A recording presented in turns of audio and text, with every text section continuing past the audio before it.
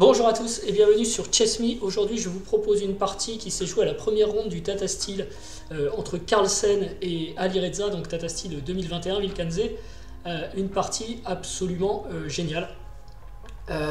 Et on va regarder ça tout de suite. Jingle. Donc ouais, vous êtes sur la chaîne, vous regardez les parties, les explications de ChessMe, c'est quand même pas terrible. Et faut savoir que aux échecs, il y a des parties qui sont géniales, des vrais chefs-d'œuvre.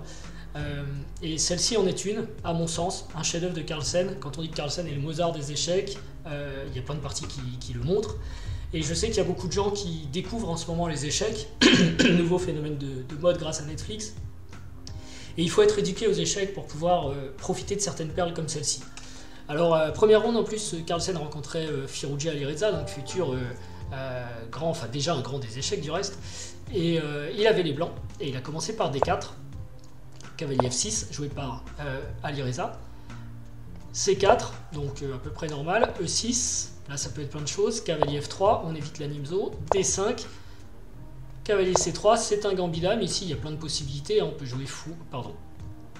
Et ben ça commence mal, fou E7, on peut jouer C6 pour une slave, il peut y avoir aussi fou B4, genre Ragozin, etc. Alireza a choisi cavalier B D7, ok, parfaitement jouable aussi. Fou G5, développement, H6 pour savoir ce que fait le fou dans la vie, il recule, et fou E7. Ok, premier carrefour, ici Carlsen pourrait jouer E3, mais il décide d'échanger au centre, cavalier prend. Et Firouzja en profite, avec ce vis-à-vis, pour forcer des échanges, donc on peut sentir, et c'est vrai, avec les noirs, il doit avoir envie de faire nul. Dame prend E7, donc un premier échange d'entamé. Ici, Carlsen aurait pu jouer cavalier prend D5, E prend D5, et on a une structure un peu genre Carlsbad. Pas encore d'ailleurs, parce qu'il faudrait que le pion soit en C6. Mais de toute façon, Carlsen n'a pas voulu aller là-dessus, il a voulu construire un gros centre avec E4, donc le cavalier doit bouger. Puis on prend, et ici, petit roc, fou D3, on se développe. Et Alireza, lui, ça lui plaît pas de voir ce super beau centre, hein, donc il essaye de le casser tout de suite avec C5, un bon coup. Carlsen rock, il faut mettre le roi à l'abri quand même. C prend D4, C prend D4 et B6 pour développer le dernier fou. Excusez-moi. Et là déjà, la magie de Carlsen entre en œuvre. Alors ça n'a pas l'air de grand chose, mais moi je trouve ça génial. En gros, si vous regardez cette position maintenant, et on y reviendra dans 2-3 coups, les blancs ont quand même un pion faible ici, il est tout seul, ce qui n'est pas le cas des noirs. Mais après B6, Carlsen joue A4. Fou B7, c'était l'idée. A5, B prend A5, tour prend A5. Et si vous revenez deux coups en arrière, vous pouvez constater la différence qu'a apporté Carlsen, quoi. Il a plus sa faiblesse, et maintenant c'est les noirs qui ont une faiblesse en fait. Donc il a remplacé sa faiblesse, il a effacé sa faiblesse et il en a créé une chez les noirs. Quand on regarde la position ici, c'est tout le contraire. Il y a une faiblesse blanche et c'est tout. Et deux coups plus tard, après tour prend A5, et ben on reste avec une faiblesse noire. Donc super, un coup tout simple mais efficace.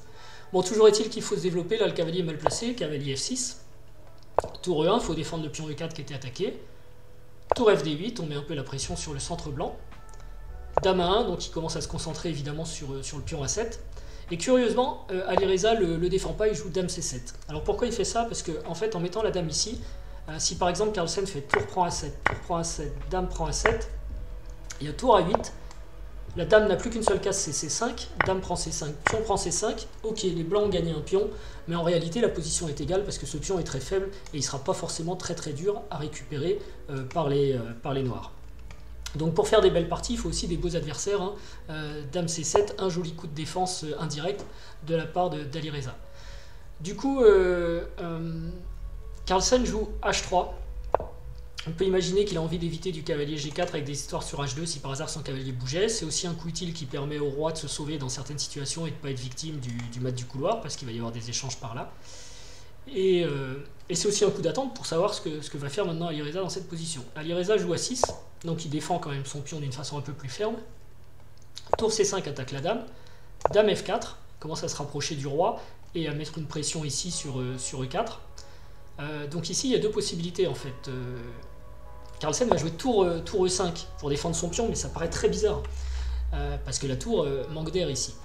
Et il y avait une autre possibilité, c'était quand même de jouer G3 parce que après dame prend F3, tour E3, Dame prend E3, la dame a plus de cases en fait, elle est piégée. F prend E3, on croit qu'on a gagné la dame, mais il y a encore un pion qui tombe. Fou prend E4, fou prend E4, cavalier prend E4, la tour est attaquée, elle doit peut-être s'en aller en tour A5, et cavalier G3 prend encore un pion. Et en fait, la position reste équilibrée malgré la différence de matériel, parce que y a beaucoup de pions noirs quand même s'il y en a un qui va tomber. Et a priori, Alireza arrivera à tenir cette position. Donc Carlsen a forcément vu cette variante, parce qu'ici c'est tentant d'aller chercher la dame, mais finalement il décide de ne pas prendre la dame, et donc il joue tour E5 pour défendre son pion. Du coup, il y a cavalier D7, attaque la tour est obligée de partir, et elle n'a pas beaucoup de cases non plus. Elle peut aller en H5 ou en A5, et Carlsen décide de revenir. Donc Alireza propose nul, en quelque sorte en répétant la position, il est content de faire nul ici avec les noirs.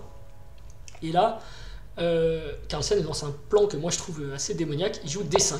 Il sacrifie un pion, puisqu'ici on a 1, 2, 3, 4 attaques, et il n'y a que 2 défenses. Donc il sacrifie un pion central, c'est quand même fou, et on ne voit pas forcément tout de suite pourquoi. E prend D5, et boum, il reprend pas le pion, il joue E5. Ce faisant, il donne une super case au cavalier qui saute dessus, cavalier E4, donc il a sacrifié un pion, et quelque part il a sacrifié une super case pour le cavalier, quoi, adverse. Et il joue Dame D4, et on commence à comprendre en fait l'influence des Alpha 0 et compagnie, parce que pour le prix d'un pion, il a enfermé le fou, il a enfermé la tour, l'autre tour aussi est enfermée, donc en fait il a un petit peu enfermé les tours et pièces mineures noires, à part le cavalier qui est beau, au prix d'un pion, et il centralise ses pièces qui bénéficient d'une belle coordination ici. Ce fou a été quand même dangereux sur cette diagonale, maintenant il est enfermé, quoi. Alors, Alireza sort tout de suite sa tour, il ne veut pas rester enfermé comme ça évidemment, et Carlsen redescend la sienne, il prépare en fait une défense de la première rangée, on va voir après, parce qu'il veut bouger peut-être sa tour A, et A5, donc Alireza a quand même un pion qui est passé, et il va essayer de le pousser à dame et voir comment ça se passe. Donc il doit être content à ce moment là en fait. Tour à B1, c'était aussi l'autre idée du coup, un super coup en fait de Carlsen encore, et vous allez voir qu'à partir de maintenant il se lance dans une phase d'initiative assez incroyable grâce au blocus qu'il a réalisé au centre. Donc déjà il attaque le fou, il faut le bouger, ok. Ensuite il joue E6, un coup assez incroyable, encore une fois, il sacrifie un pion, pour quelle compensation quoi, on voit pas clairement quelle compensation, pion au centre encore, donc Alireza prend le pion, et cavalier E5, nouvelle attaque. Donc il a sacrifié maintenant, enfin Carlsen a maintenant sacrifié 2 pions, mais il est actif. Alors il attaque, non, il met une pression sur le fou C6, par contre la vraie menace ici c'est F3, parce que le cavalier est cloué, et le cavalier serait perdu. Donc il faut faire quelque chose contre ça, donc il bouge la dame, obligé, et maintenant F3 repousse le cavalier G5, tour B6 vient attaquer le fou. Donc vous voyez, l'initiative est monstrueuse en fait pour les 2 pions, c'est les blancs qui repoussent toutes les pièces noires. Alireza recule, fou E8, il n'a pas 36 solutions de toute façon, c'est la seule case. Et dame E3, on temporise un petit peu, on prépare la suite, on le voit ici avec une grosse pression quand même sur E6. Alireza qui bénéficie d'un temps en profite pour pousser son pion, A4, et cavalier G4, c'est reparti, on met la pression, on attaque la dame doit reculer, encore une fois elle n'a pas 36 cases, dame D8. Et comment on progresse? Ok, on a un appui ici, mais c'est défendu par le cavalier. On peut peut-être pousser le cavalier, etc. Mais Carlsen est champion du monde. Hein, c'est un génie. Il va pas trop s'embêter. Il joue tour prend E6. Boum. Sacrifice de qualité après avoir sacrifié 2 pions. Alireza prend la qualité, évidemment. Dame prend E6, échec. Ici, Alireza joue le coup le plus naturel. Fou F7 pour repousser. Et Carlsen continue. Cavalier prend H6. Boum, échec. G prend H6, dame prend H6. Et là, Alireza comprend qu'il va se faire attaquer sur H7, mais il va essayer de pousser son fou et de défendre sur la 7ème pour éviter le mat, donc il joue dame C7. Il y a dame H7, échec. Roi F8. Dame H8, échec, et on voit que la tour est là, elle rentre, c'est pour ça qu'il a sacrifié, il lui reste 3 pièces, et généralement 3 pièces pour mater c'est bien. Le roi ne peut pas se sauver sur la colonne E, donc c'est fou G8, obligé, qu'avait certainement vu Alireza et il prévoit d'amener la dame pour défendre, c'était pour ça qu'il avait joué dame C7. Dame H6, dame H6, échec, et ici Alireza abandonne. Alors pourquoi il abandonne? Parce que par exemple s'il veut défendre avec sa dame comme il avait prévu, ou alors attendez, on va regarder déjà, bon déjà oui, s'il veut défendre avec la dame, dame G7, ok, dame D6, échec.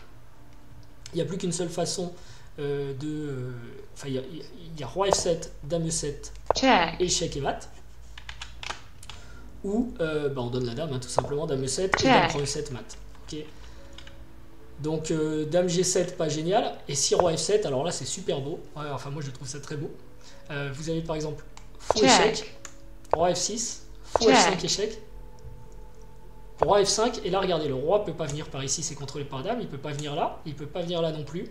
Donc il suffit d'un petit pion, par exemple G4, check, échec et mat. C'est magnifique. Donc voilà, ça c'était une perle.